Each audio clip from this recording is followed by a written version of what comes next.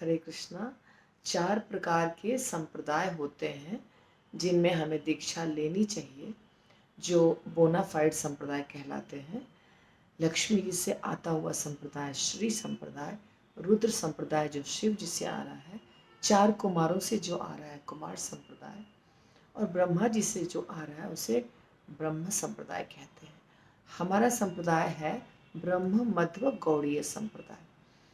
तो इसके जो गुरु और शिष्य होते हैं, गुरु उसके बाद शिष्य उसके बाद उनके शिष्य, उसे हम परंपरा कहते हैं। हमारे जो अभी वर्तमान गुरु होंगे उनके पीछे जब हम गुरुओं के लिस्ट में जाएंगे तो अंत ये होना चाहिए कृष्ण के पास, तब उस संप्रदाय को बोनाफाइड या प्रामाणिक कहा जाता है।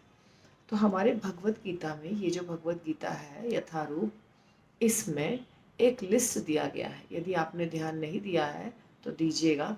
ये है लिस्ट जिसमें हमारे संप्रदाय के सारे आचार्यों के नाम हैं।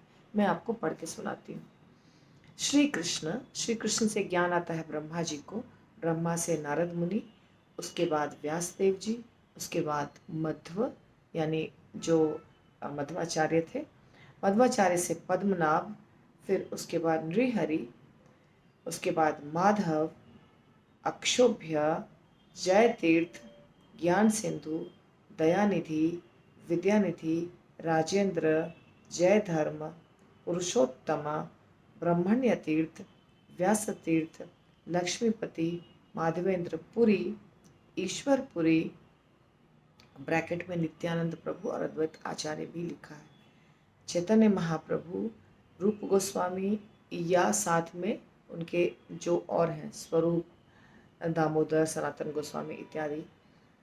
उसके बाद रघुनाथ दास गोस्वामी, जीव गोस्वामी, फिर कृष्णदास, फिर नरोत्तम दास ठाकुर, फिर विश्वनाथ, उसके बाद बलदेव और जगन्नाथ, भक्ति विनोद ठाकुर, गौर किशोर दास बाबा जी, भक्ति सिद्धांत सरस्वती ठाकुर, इसी भक्ति वेदांत स्वामी श्रील प्रभुपाद। तो ये है गुरु शिष्य परंपरा। इसको टूटना नहीं चाहिए। यदि ये टूटेगा तो हमारे गुरु बोनाफाइड या प्रामाणिक नहीं माने जाएंगे।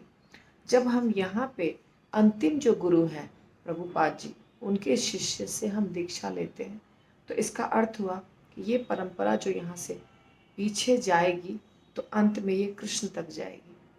तो ज्ञान भी हमें सही प्राप्त हो रहा है, क्योंकि कृष्ण ने जो ज्ञान दिया वही आ रहा है हमारे पास, और कृपा भी प्राप्त हो रही है। हम जब भोग भी लगाते हैं तो अपने गुरु महाराज और प्रभुपाद को लगाते हैं, और परंपरा के कुछ गुरु हैं, तो इनके माध्यम से भोग चला जाता है भगवान तक।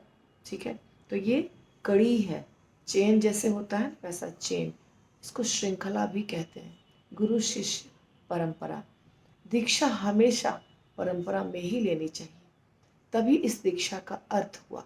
यदि ये परंपरा कृष्ण तक नहीं जा रही है तो गुरु चाहे कितना भी ज्ञान रखते हों, उसको प्रामाणिक परंपरा नहीं कहा जाएगा। ठीक है ना।